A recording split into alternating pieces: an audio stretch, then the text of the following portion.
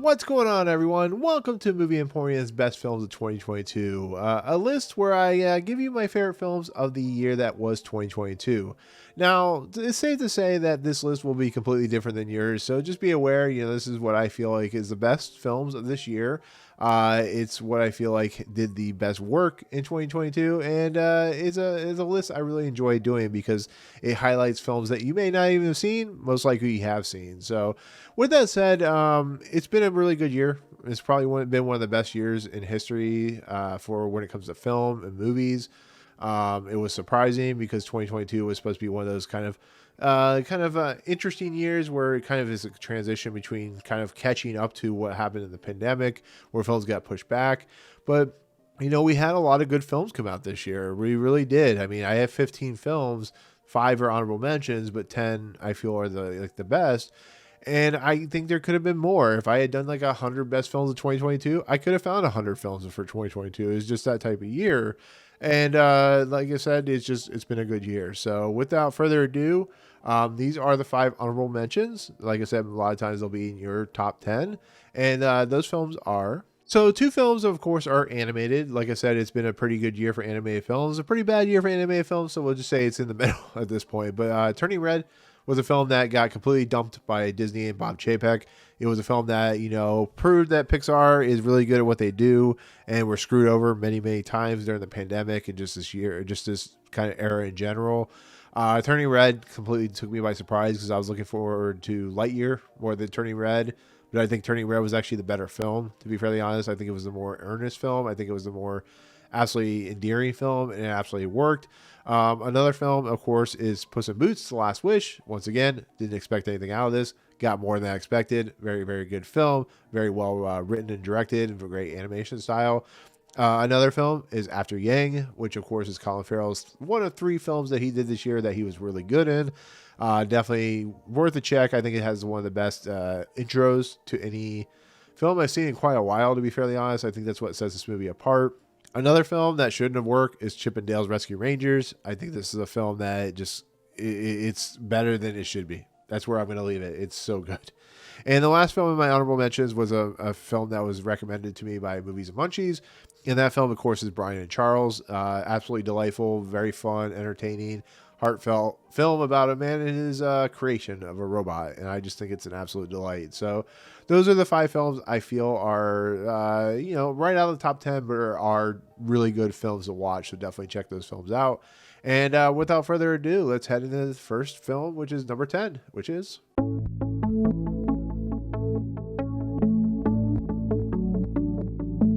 Okay, people, I get it. You put this film higher in your list. I think there are better screenplays, better stories told in this list, to be fairly honest, but I can't take away from what this film did. It was a film that came out, that was a sequel to a film that came out in 84, 85, or 86, or somewhere around there. It's a film that shouldn't have worked, got pushed back 3 years because of the pandemic, similar to a film like, Coward Robert Ford. It's a film that really didn't have a lot going for it, and that film was Top Gun Maverick. This is a film that delivered on all fronts. I don't think the story is as good as people say it is because I think it's very traditional by the book, but I think it's a very worthy picture or film or movie just on its like action and set pieces and, thrill ride and the cinematography and how much they shot. It's just an absolutely entertaining, exciting film. Once again, proves that Tom Cruise is just insane for what he does. And this movie was a huge hit, $1.4 billion, and was a great film. It really was. It was an entertaining film, one of the best I saw this year. And it would have been higher, but like I said, there's 9 other films that are better. So number 10 is Top Gun Maverick, and at number 9 we have...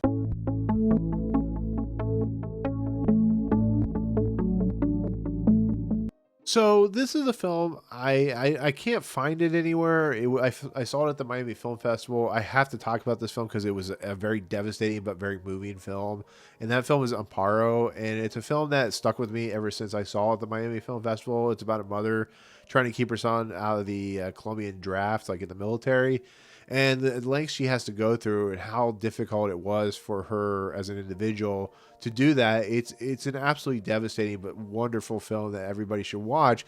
I just wish there was a way to watch it. It's unfortunate that I'm putting it in my top 10, but I have to put it in my top 10 because I think it's just such a great film that it absolutely, just like I said, I just still remember this film till this day, and I think it's going to be a film that's going to sit with me for a while. But it's a film I highly recommend if you can find it. It's a film that will, be one of those one and done type films you ever see, but I think you'll be as moved as I was, and it's absolutely riveting in every form or fashion. So at number 9 is Amparo, and at number 8 we have.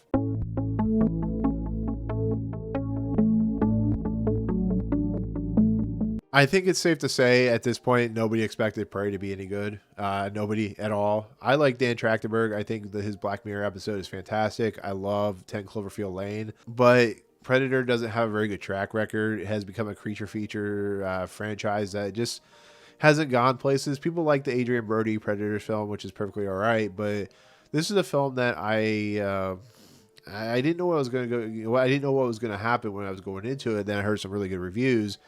And yeah, it's an absolutely insane, awesome, great action film with some great set pieces, a great lead by Amber Midthunder, and a great setting, which is, of course, in the, I think, 1800s or 1900s, Midwest or whatever, with the Comanche tribe. And on top of that, they actually did a whole track, audio track for Comanche, which was awesome. And this movie shouldn't have worked. It was an absolutely entertaining thrill ride, and I hope Dan Trachtenberg gets a lot of work after this, because it definitely is a highlight of this year as a film that no one expected. This goes right along with Hellraiser as a film nobody expected to be any good, and it was absolutely better than it should have been. So number 8 is Prey, and at number 7 we have.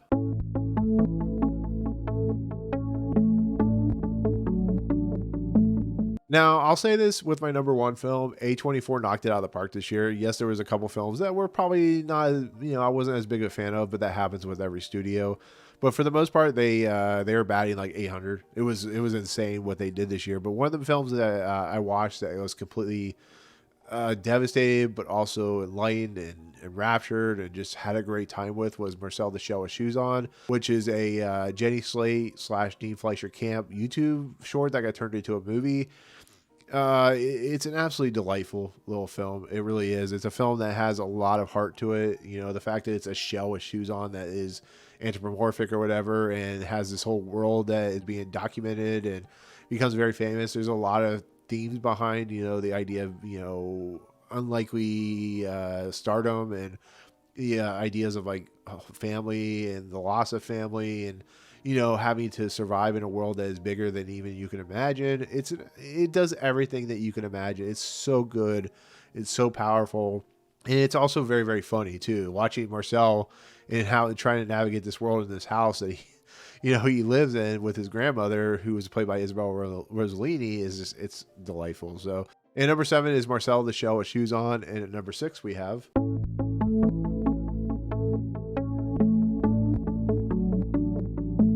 So Danielle Deadwyler is an actress that a lot of people know. I really don't know much about her. I apologize. It's just unfortunately my fallings and failings as a writer and reviewer.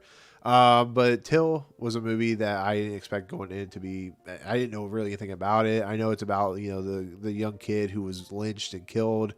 About his mother, who basically made it national news, I guess you could say. This movie is once again very devastating, but is also very powerful. It once again shows you that even 60 plus years or 50 plus years, however long this was ago, that there still is problems. Yes, the Till Act was just passed by Biden in 2022, but it should never have taken that long. We shouldn't be dealing with this today, and this movie just shows you everything about that. I mean, this movie's an absolute winner of a story. It's an absolutely devastating story, but it's an absolutely story that should be told. And I unfortunately didn't do a review for this because of just the timing that I had. But I think Danielle Deadwyler is definitely an Oscar nominee for this. She's absolutely fantastic. And if she doesn't get an Oscar nomination, I will be absolutely heartbroken, because she's so good in this movie, so powerful. And she delivers on all fronts. Everybody else is really good in this, but she absolutely commands this movie. And it's a fantastic film. So at number 6 is Till, and at number 5 we have.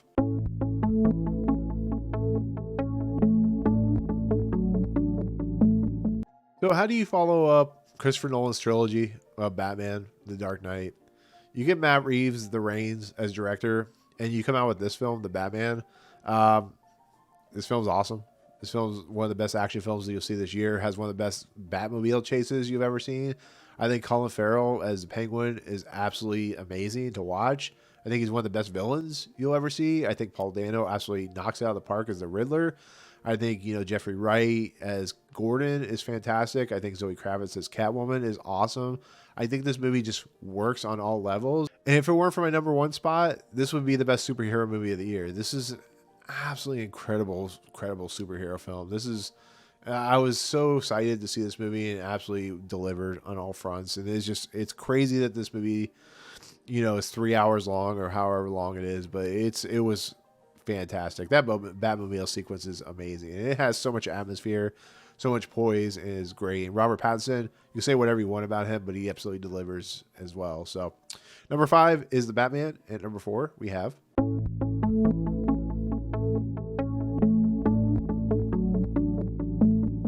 Now, you heard me talk about Pinocchio once already, and that was for another Pinocchio film that was by a big name studio. Well, this isn't that Pinocchio. This isn't your father's Pinocchio. This is Guillermo del Toro's Pinocchio, and he absolutely knocks it out of the park, people. This film is absolutely incredible. It's heartfelt. It's amazing to watch. It is, a stop motion animation, which is one of my favorite types of genres. It is so incredible. It uses the source material with such perfection. It has one of my favorite songs in quite a while with Ciao Papa, which is going to get an Oscar nomination. And it proves that Guillermo del Toro is one of the most underrated directors. Yes, he won an Oscar for that fish movie or whatever, but this is a guy who just loves his style. There's a creature in this which Pinocchio sees when he dies or whatever happens to him that is very much out of like a Pan's Labyrinth or anything that he is known for doing. But his style, his substance, his passion for filmmaking, and just using his weirdness and darkness and his ethnicity and his kind of take on the view of the world, just the models of these characters, it is absolutely stunning. People, you got to watch this movie. It's on Netflix and it is 100% worth a watch. But this movie, if you have to go between the two Pinocchios, you might want to watch this one because it's absolutely stunning and incredible. So with that said, number 4 is Guillermo del Toro's Pinocchio, and yeah, definitely worth a watch. So at number 3 we have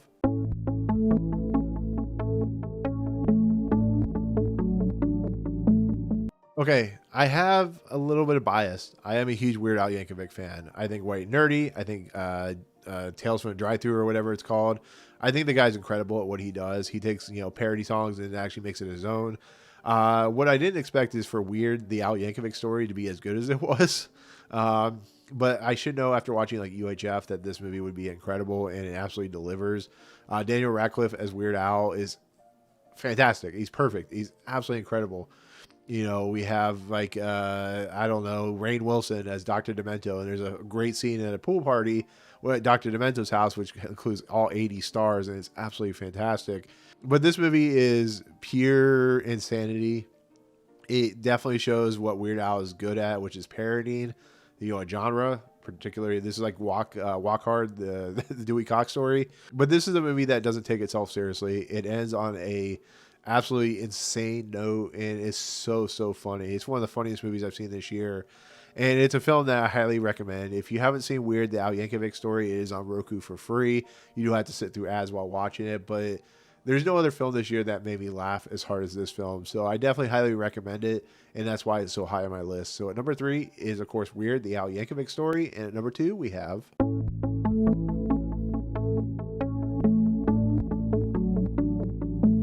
So this is a movie that a lot of people got to see in 2021. It premiered at Sundance in 2021, but I didn't get to see it till 2022 because that's when it premiered, to the audiences. And that movie, of course, is Flea. It's the most devastating movie I've seen since Collective, which was about that fire and all the stuff going over in that country. This movie is beautiful. It's one of the best animated movies I've ever seen. But it was nominated for documentary, animation film, and international film feature at the Oscars, which has never happened before. This movie is everything you expect out of a documentary. It's potent, it's powerful, it's devastating, it's heartwarming, it's engaging, and it's a film that I think should be seen by everybody. Like I said with Collective, it's a film that brings in new light stories that you don't really hear about, and that's what makes it work so well. And I think this movie is just absolutely wonderful. I really do. I think it really works on so many levels, and I think it's why it movie it got the nominations that it did, because it's such a fantastic movie. And I wish I had been able to put this in my 2021 list, but unfortunately I wasn't able to. But I highly recommend it. If you have not seen it, definitely watch Flea. So with that said, number 2 is Flea, and we're at number 1 for my favorite film in 2022, which you should know already if you watch any of my videos. And so at number 1 we have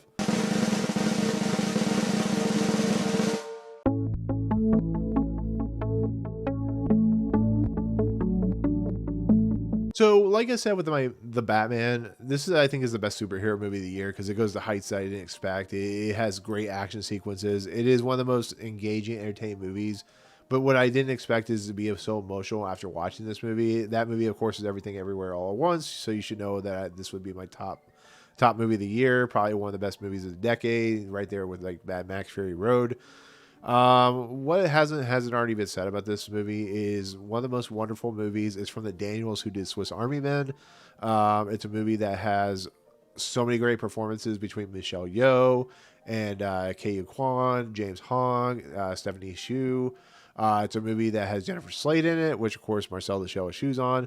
It's a movie that's so inventive, so creative, so intelligent, so heartwarming. It makes you wonder why more movies like this aren't made, and it shows that the Daniels are some of the most creative filmmakers in the market, because this movie shouldn't work. It shouldn't be as good as it is, but it is so successful. And being just a great A24 film, being weird and atmospheric and using ideas and concepts that you would never see in a film.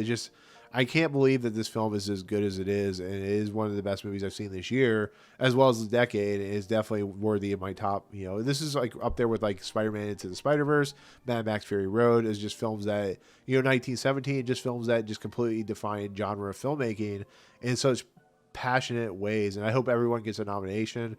But it's a film that I highly recommend. If you haven't seen, you should definitely watch. So there you go. That is number 1, which is Everything Everywhere All at Once. And like I said, been a pretty good year for films, to be fairly honest. When you have number 10 being Top Gun Maverick and number 1 being Everything Everywhere All at Once, and you have everything in between, you have a pretty good year on your hands. So, but that's it. That's where I'm going to stand on my, best of 2022. A great year for film. Definitely recommend any of those films. Definitely check them out. But as I always say, comments below, let me know what your favorite film of the year was, or favorite films. But with that said, we'll be back on January 1st, 2023 for the most anticipated. But before we do that, as always, like I said, thank you so much for watching. If you like what you see on this channel, hit the subscribe button to join Movie Emporium. Hit that notification bell, top to find what's coming next. If you like this video, awesome. Hit that like button. And as always, we'll see you guys for the next video for the most anticipated of 2023. Peace out, guys.